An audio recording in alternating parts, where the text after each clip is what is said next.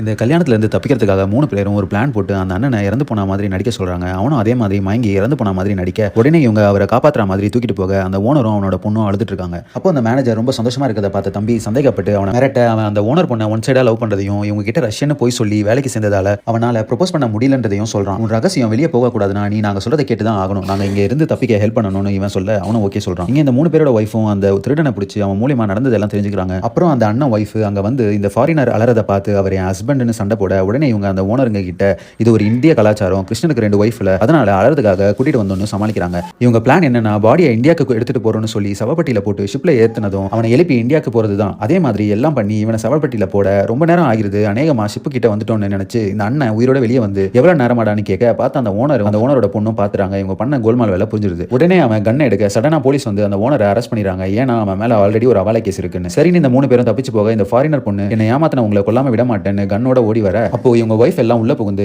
இவங்க எங்களையும் ஏமாத்தி உன்னையும் ஏமாத்தினவங்க, இப்படிப்பட்ட ஒருத்தர் உன் லைஃப்ல வரலன்னு சந்தோஷப்படு, உன்னை லவ் பண்ற ஒருத்தனை கல்யாணம் பண்ணு, அதுதான் நல்லதுன்னு சொல்லி பிரெயின் வாஷ் பண்ணி அந்த மேனேஜர் இவளை லவ் பண்றதை சொல்லி அவன் இந்தியன் தான், கிருஷ்ண பிறந்த அதே ஊர்ல தான் அவனும் பிறந்தான்னு சொல்ல, உடனே அந்த பொண்ணும் அவனுக்கு ஓகே சொல்லிடுறா. அப்புறம் எல்லாத்துலயும் இருந்து தப்பிச்ச சந்தோஷத்துல எல்லாரும் ஹாப்பியா இருக்காங்க.